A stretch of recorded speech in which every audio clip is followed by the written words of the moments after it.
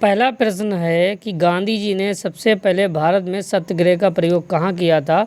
तो चंपारण में किया था। कब किया था? तो 1917 ईस्वी में किया था।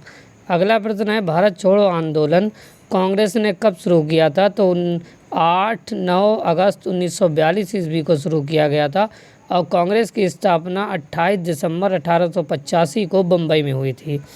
अगला प्रश्न है कि स्वराज मेरा जन्म से अधिकार है या किसने कहा था? या लोकमान्य तिलक ने कहा था। ऑप्शन नंबर 20 सही हो जाएगा। महात्मा गांधी जी के असहयोग आंदोलन के दौरान किसने अपनी वकालत छोड़ दी थी? तो मोतीलाल नेहरू जी ने छोड़ दी थी। असहयोग आंदोलन जो 1920 से 1922 के मध्य चला था। ठीक है। अगला प्रश्न है नमक सत्याग्रह के दौरान गांधी जी ने नमक सत्याग्रह के दौरान निम्नलिखित में से कौन गांधी जी से जुड़ी?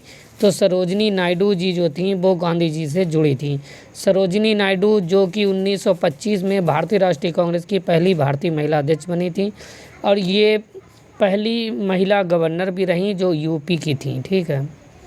अगला प्रश्न है कि भारत के उत्थान के लिए जन चेतना जगाने हेतु किसने लंदन में ईस्ट इंडिया एसोसिएशन की स्थापना की थी? तो दादा भाई नौरोजी ने की थी। अगला प्रश्न है कि भारतीय राष्ट्रीय कांग्रेस से त्यागपत्र देने के बाद सुभाष चंद्र बोस ने निम्नलिखित में से किसकी स्थापना की थी? फॉरवर्ड ब्लॉक की स्थापना की थी। अगला प्रश्न है कि महात्मा गांधी जी द्वारा चंपारण सत्याग्रह कब शुरू किया गया था? अभी आपको बताया 1917 में। और चंपारण कहाँ है? बिहार में। बिहार की राजधानी पटना है। अगला है कि सवाल है कि महात्मा गांधी जी द्वारा संपादित अंग्रेजी साप्ताहिक था क्या था? यंग इंडिया था। निम्नलिखित में से कौन आज़ाद हिंद फौज के एक प्रमुख अधिकारी थे? तो शहनवाज खान थे। फूट डालो और राज करो की नीति किसने अपनाई? लॉर्ड कर्जन ने अपनाई। गदर पार्टी का मुख्यालय कहाँ है? तो सैन फ्रांसिस्को में है।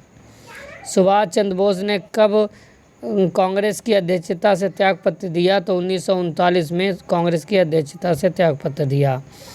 स्वतंत्रता संग्राम में गांधी जी ने किसान आंदोलन प्रारंभ किया कहाँ? चंपारण में किया था 1917 में।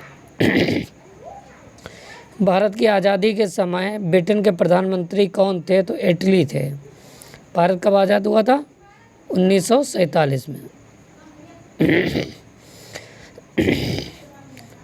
1935 के भारत सरकार का अधिनियम किस निर्णय से संबंधित है? तो प्रांतीय स्वतंत्रता से है, यानी प्रांतीय आज़ादी से है। भारत छोड़ो आंदोलन कब शुरू हुआ? तो 8 अगस्त 1942 को भारत छोड़ो आंदोलन शुरू किया और भारत छोड़ो का नारा गांधी जी ने दिया था। 1905 में सर्वेंट ऑफ इंडिया सोसाइटी को किसने आरंभ किया? गोपाल कृष्ण गोखले ने किया। गोपाल कृष्ण गोखले जो गांधी जी के राजनीतिक गुरु थे, जिनकी मृत्यु 19 फरवरी 1915 ईस्वी को हुई थी। ठीक है। अगला प्रश्न है कि दिल्ली चलो का नारा किसने दिया? तो सुभाष चंद्र बोस ने दिल्ली चलो का नारा दिया। किस कांड के कारण असहयोग आंदोलन बंद करना पड़ा? तो चौरी चौरा कांड के कारण असहयोग आंदोलन बंद करना पड़ा।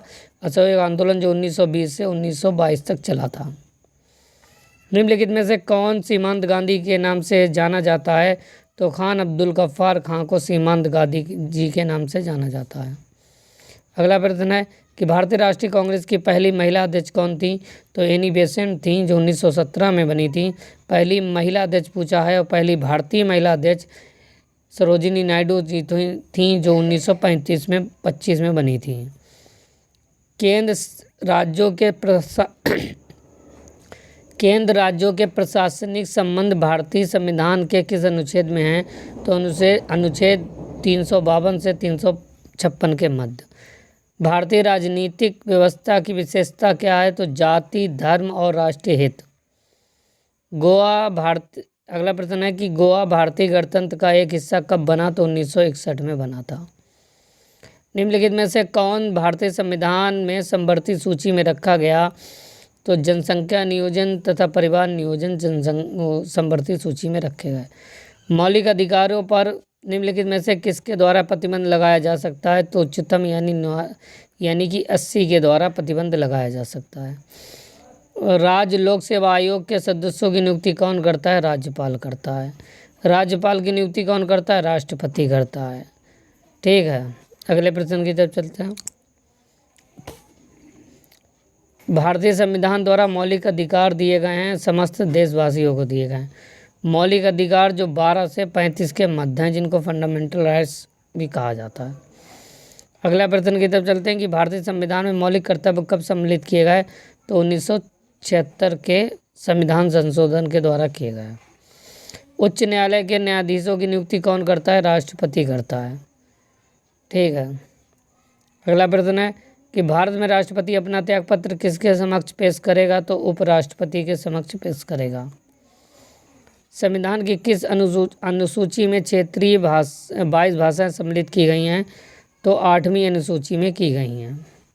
आई होप कि आपको वीडियो पसंद आया होगा। पसंद आया तो लाइक करें, सब्सक्राइब करें, अपने दोस्तों संग शेयर करें और रोज़ाना वीडियो पाने के लिए चैनल पर बने रहें।